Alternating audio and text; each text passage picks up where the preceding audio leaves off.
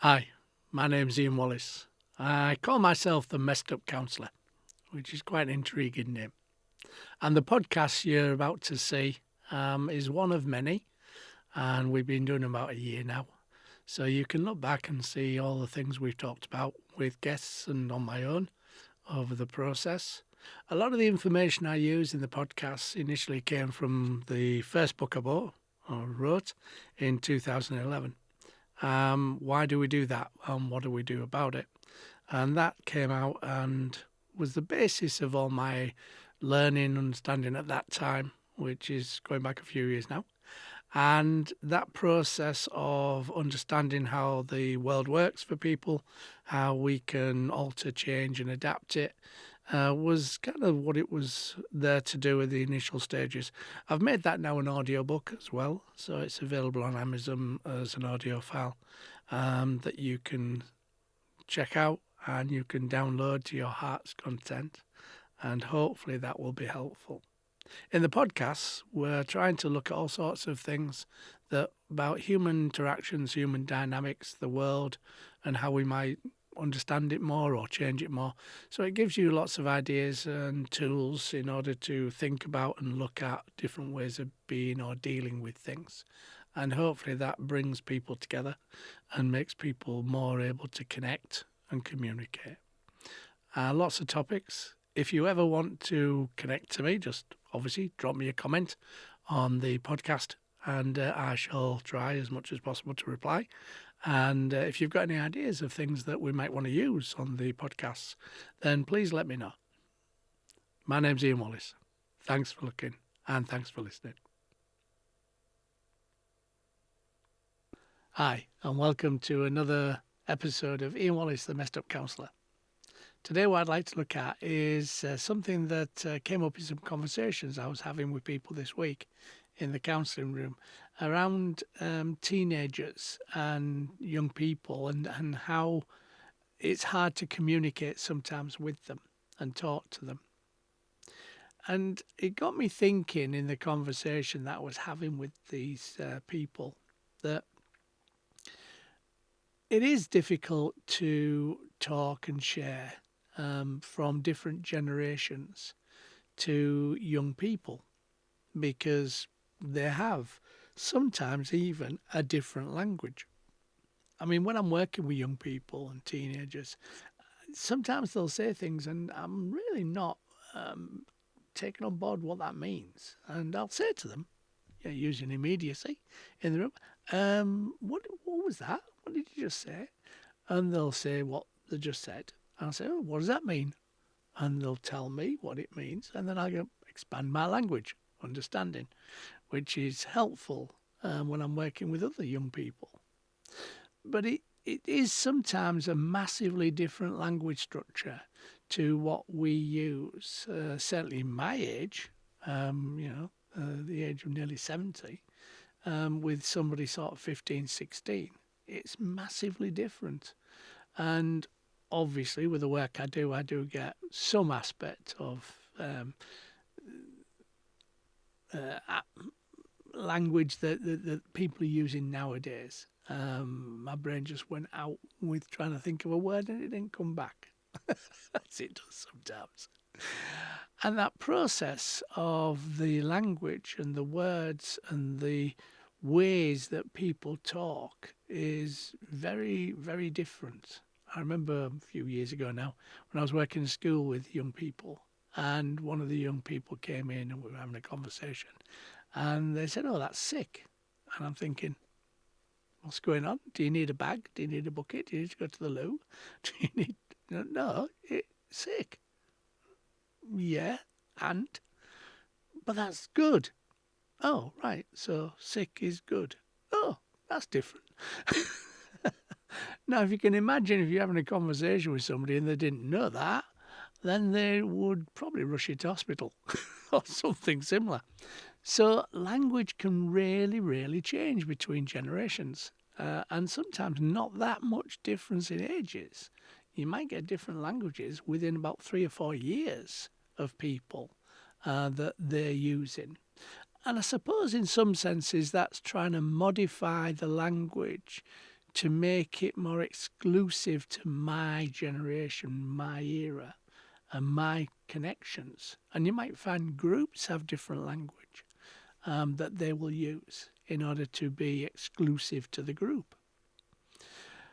And these things didn't really become part of my understanding until I became a counsellor, to be fair, because language structures were pretty similar. They didn't have these alternatives, these differences. But as we're going through that learning process and adapting, then we have to be mindful that we may use language that we think is appropriate, like the sick means good. To me, it was a bad thing, it was a negative. We might use language that other people define differently.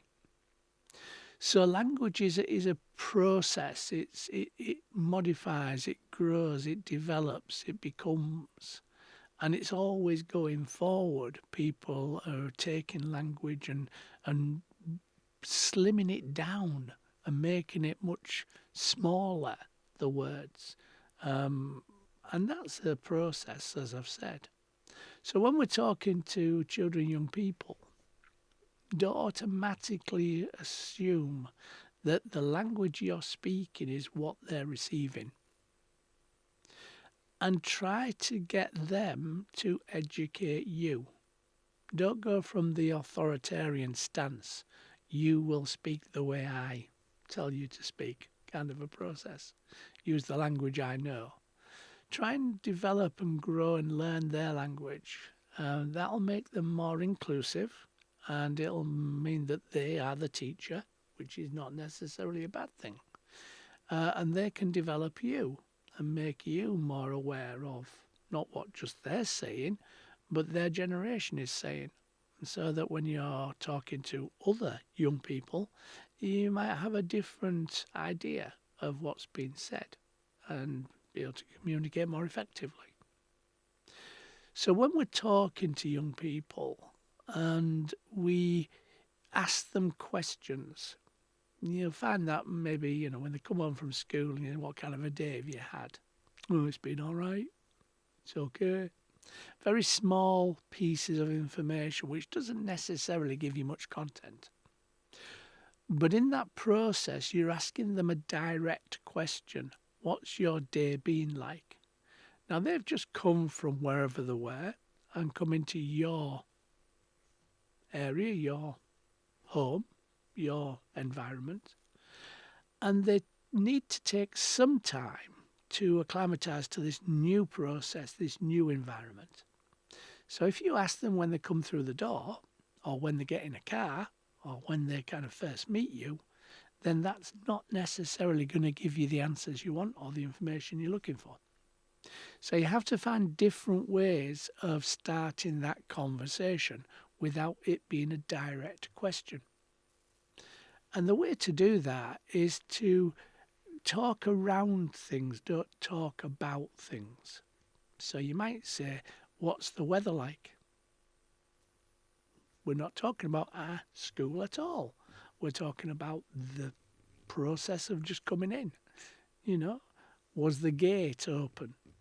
Something not direct in a sense of trying to find out what school's been like today, but is a way of having that conversation with that person.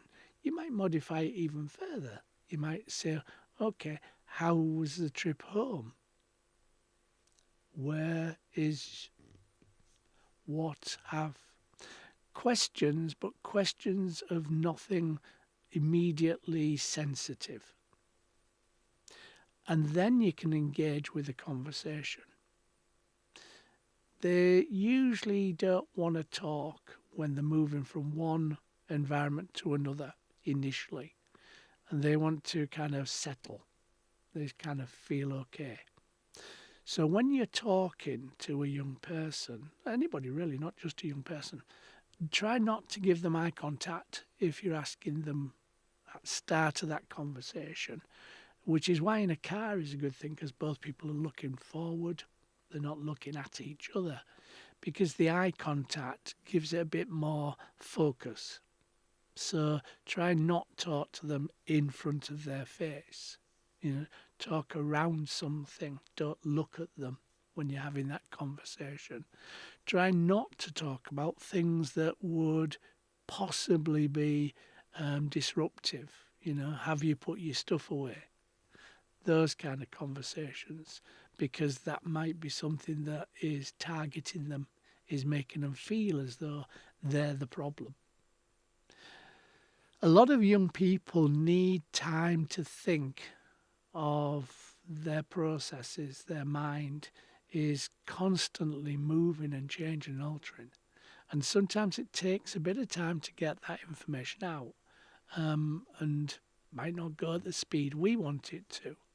So it's not that they're being ignorant, and it's not that they're being lazy if they take time out. It's everything in their world is changing and focusing on growing development, physically, mentally, emotionally. There's an awful lot being done in that process of their world at that time that we've been through. Okay, it would be different worlds to them, but they're growing, they're becoming bigger, older, more who you are as a person, sexually, your gender, your body, your bones, your muscles, your nerves, your thoughts, your ideas. Everything's in a mixing pot of things that are happening, sometimes happening which we don't understand and we're not aware of, or we've not been told is going to happen. And that process for teenagers can be really unsettling and sometimes embarrassing, to be fair. So they may not want to talk to you about certain things because they're embarrassed. Now, some parents will say to me, oh, my kids talk to me about anything and everything, which is absolutely great. It's fantastic that you have that connection and that openness to discuss. But some parents don't, and some young people don't. So it's about opening up that dialogue to make it feel more comfortable for them, more able to say what they want to say and get heard and known. A lot of young people's worlds is about being directed and being told in all sorts of different ways, and asking questions of them and saying, what do you want to do when you're 16 to a 12-year-old? What courses do you want to take? What tests, what exams, what direction do you want to be in when you go to university? Whole range of forward-thinking questions about things that I have no idea, And a lot of people have no idea about what they want to do when they get older.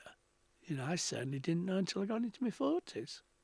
Up until then, I'd worked and had jobs and stuff, but I didn't really find myself until I started this work and working with myself on that process. So there's a lot of things that we won't know. We won't be thinking of. We might be worried about, obviously, if people are asking us what we want to do in 4 or 5 years' time. But that process means that it might disconnect us from the conversation. So try and talk about the relative stuff to their world, their life, to get that conversation flowing and to start making them feel more comfortable and more connected. Be interested in them. Most young people I speak to and work with want a one-on-one conversation, one-on-one connection, one-on-one relationship with the parental figures. They don't want things. They want time. But mostly time is in short. And you can't really find the time sometimes because life is busy. Work, looking after people, going out earning, sorting yourself out, having a relationship with your partner. There's a whole range of reasons why time won't be there. But they do relate to that an awful lot, that they don't have that connection, that conversation with the people that are around them, people they care about. So try and find space and time for them.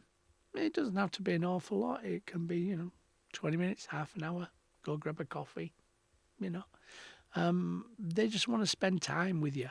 They just want to get to know you sometimes, and for you to get to know them.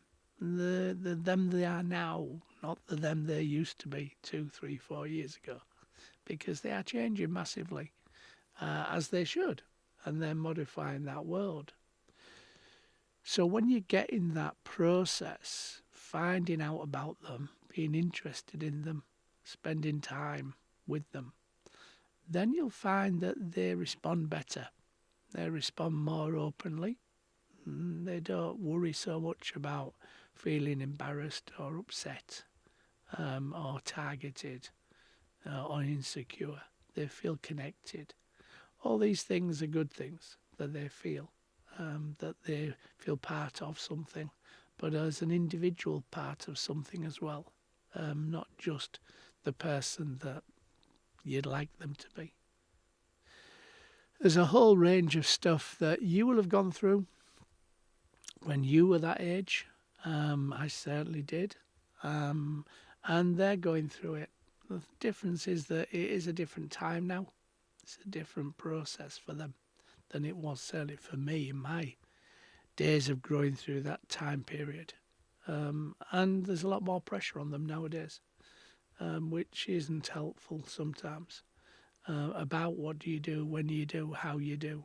And there's a lot of pressure from their peer groups. So all those things add up to worry, concern, anxiety, anxiousness, quite naturally. And so giving them that opportunity to have a conversation with you, to feel more relaxed with you, more connected to you, that is always, always helpful and makes them feel wanted, valued, respected for who they are, not your son or daughter, or your grandson or granddaughter, or your brother or your sister. Depends on the relationship that we're talking about, really. But if they feel valued, if they're respected, if they feel heard, then that will be an amazing, amazing process of relationship. Hopefully that's made sense. And if you know people who have teenagers who might be not necessarily getting on at the moment, then by all means, give them the link to this podcast, because it may help them understand that a bit more. The adults are the ones that need to adapt to the young person's world, not the other way around, in order to get that feeling of being respected and valued. So the adults take charge, make the changes for the benefit of the young person, but they have to involve the young person. And a lot of the time, we assume, we don't ask, unfortunately.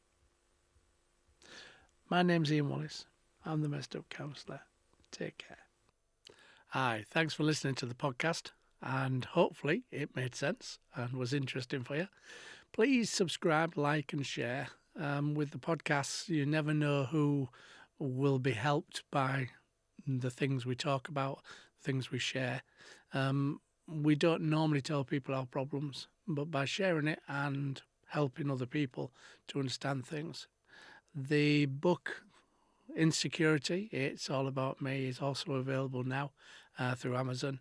And it gives you an understanding of what drives insecurity, how insecurity works within our human dynamics, and how you can get a much more secure connection with people. It gives you lots of ideas and thoughts, which is really good. So thanks for listening. Subscribe, like, share, hit the button. And if you've got any comments, please give me them, and I'll do my best to answer them. Thanks very much. Take care.